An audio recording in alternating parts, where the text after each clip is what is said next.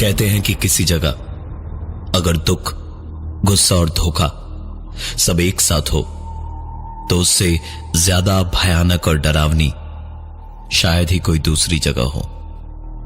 वो दिन कोई भूल नहीं सकता। मेरठ के उस मोहल्ले में ऋषि और उसकी बीवी नूतन में बहुत प्यार था। एक रात की बात है जब नूतन मायके गई हुई थी। 2 दिन के बाद लौटने का कह की गई थी, लेकिन रास्ते में बहुत बुरे ख्याल आए। ऋषि की बड़ी याद आई तो भागी दौड़ी वापस आ गई और दरवाजा खोलते ही उसकी आंखें आंसुओं से नम हो गई। नूतन की आंखों के सामने उसका प्यार, उसका ऋषि किसी और की बाहों में था। और दुख तो इस बात का था कि वो खुश बहुत था, इतना खुश कि उसे भनक तक नहीं लगी कि दरवाजा खुला था और नूतन सब कुछ देख रही थी। नूतन ने एक लफ्ज नहीं कहा और चुपचाप उल्टे पांव वापस चली गई अपने मायके की ओर। 2 दिन वहां रहकर आई। किसी को शक तक नहीं होने दिया कि दिल में क्या था उसके। ठीक वापस लौटने के बाद, ऋषि के दफ्तर से एक दिन आने के बाद उसे उसका मनपसंद खाना बनाकर खिलाया और सोते सोते करवट बदली तो ऋषि को चेहरे पर कुछ लड़ता हुआ सा महसूस हुआ। आंखें खोलकर लाइट जलाई तो ऊपर पंखे से नूतन की लाश लटक रही थी, जिसके पांव ऋषि के चेहरे से लड़ रहे थे। ऋषि को झटका तो बहुत बड़ा लगा, लेकिन दिल ही दिल में बहुत खुश भी हुआ। ठीक 1 महीने बाद ही ऋषि ने उसी लड़की से शादी भी कर ली, लेकिन उनकी शादी टिकी नहीं। शादी के 4-5 दिन तक तो सब कुछ ठीक था, लेकिन तकरीबन 10 दिन के बाद जब ऋषि और उसकी दूसरी बीवी किसी को दिखाई न दिए और घर से बड़ी भयानक बदबू आने लगी तो पड़ोसियों को शक हुआ और उन्होंने पुलिस को खबर की। तो सड़ी गली ऋषि और उसकी दूसरी बीवी की लाशें घर के अंदर से निकली।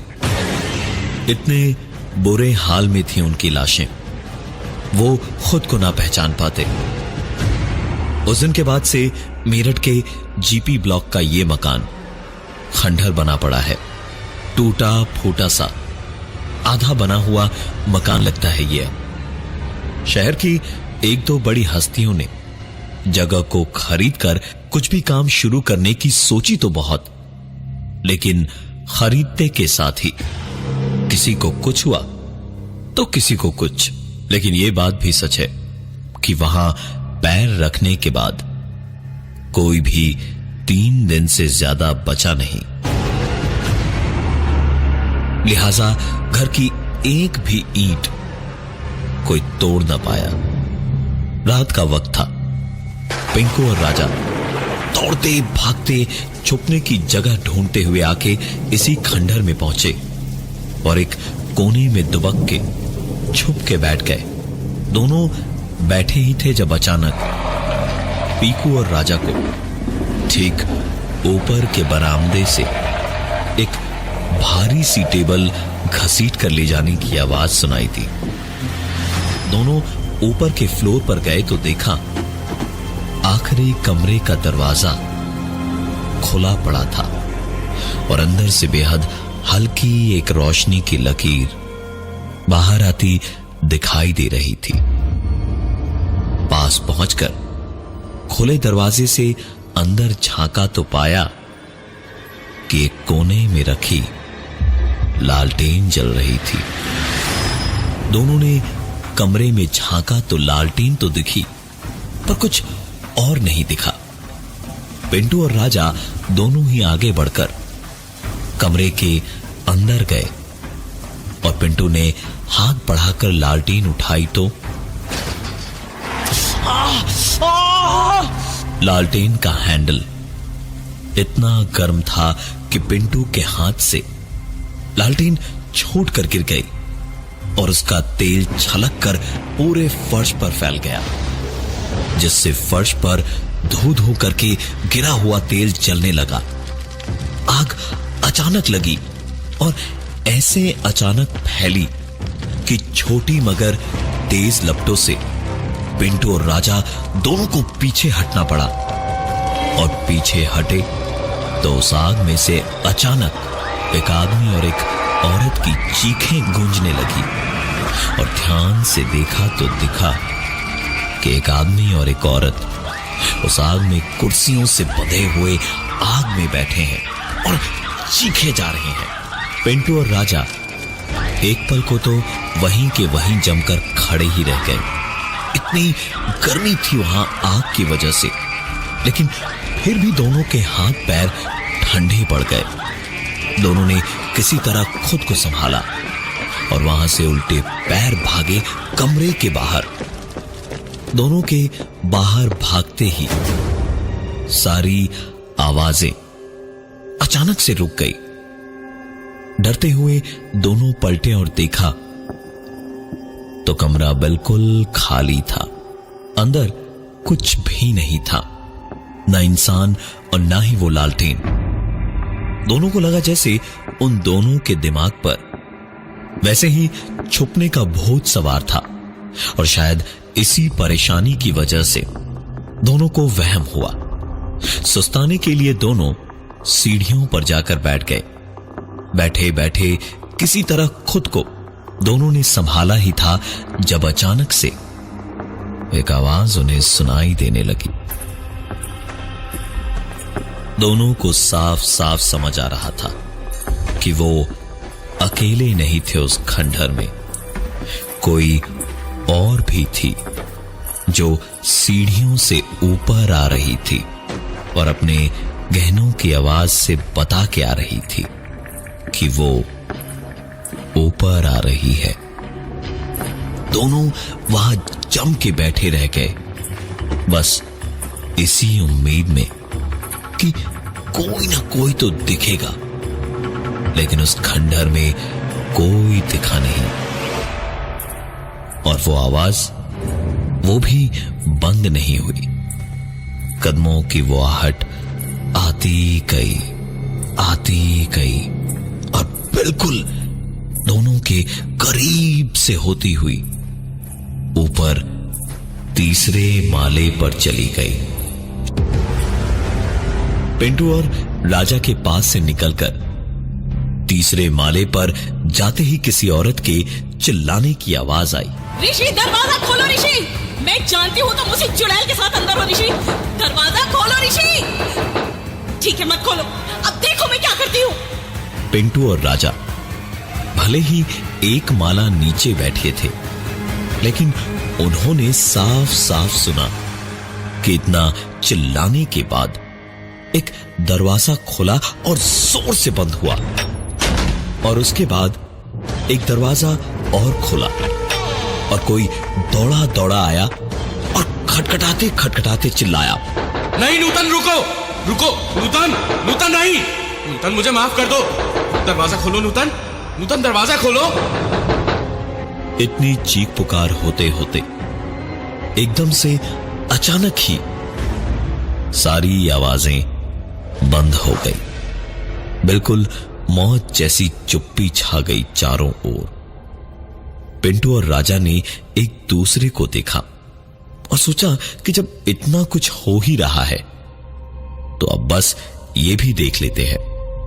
दोनों लोग धीमे धीमे एक के बाद एक सीढ़ी पर ऊपर जाने लगे और ऊपर जाकर देखा कि एक कमरे का दरवाजा खोला था और हवा से आगे पीछे हो रहा था।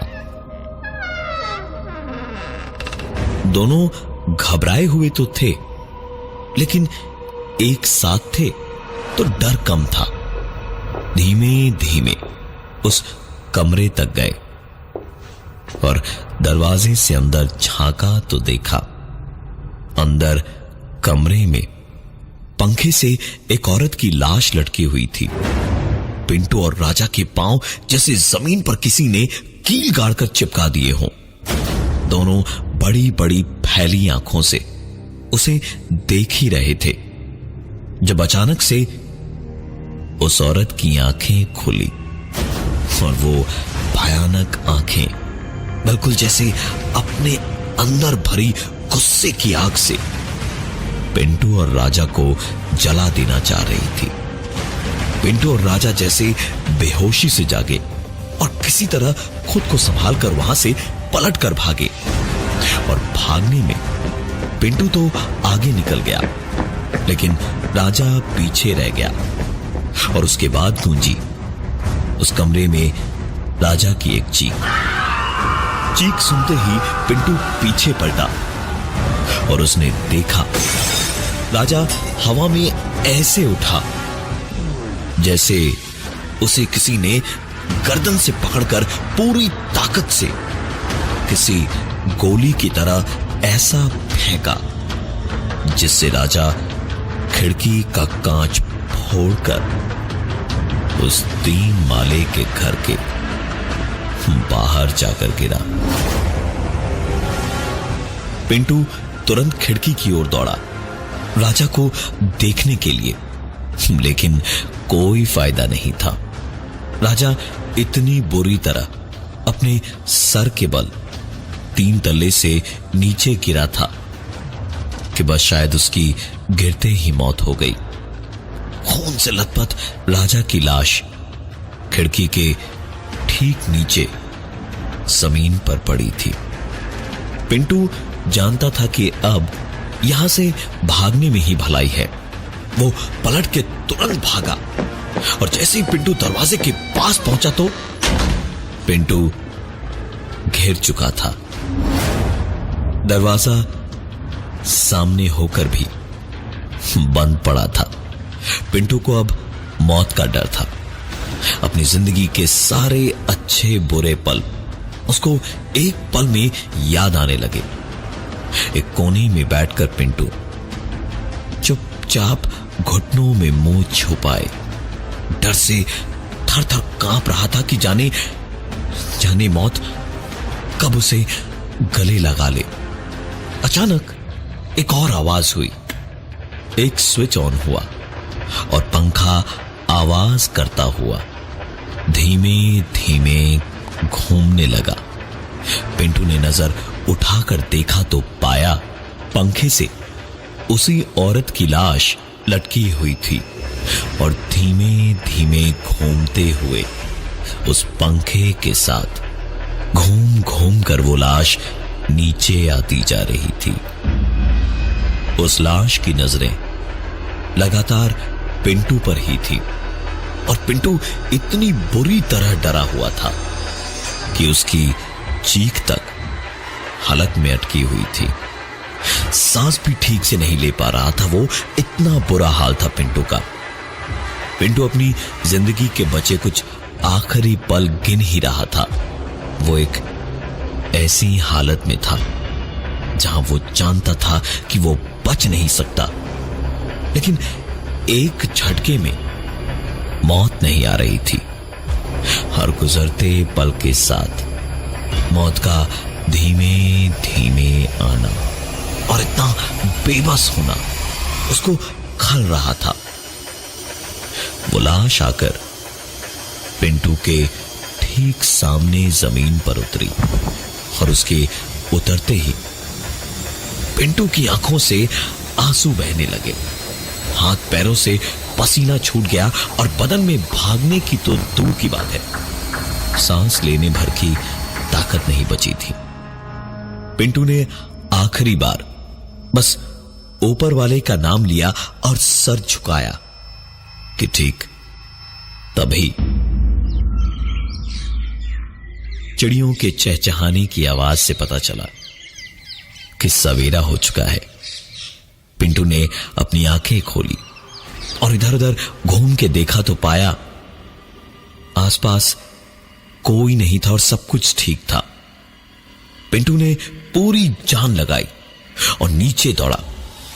सामने उसके दोस्त राजा की लाश पड़ी थी। उसके पास से पिंटू निकला और गेट के पास पहुंचा और बस इस नर्क से बाहर निकलने को सिर्फ एक और कदम बढ़ाने की देर थी। लेकिन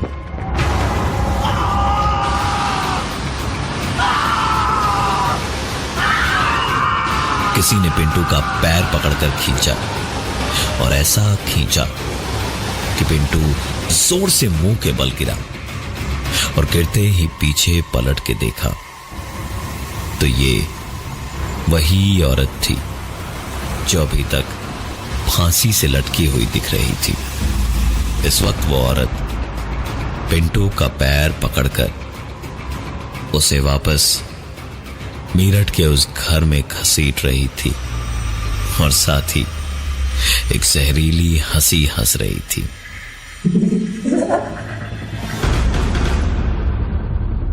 मेरठ के उस घर में जाने के रास्ते तो कई हैं, पर वहां से वापस आने का शायद ही कोई रास्ता है।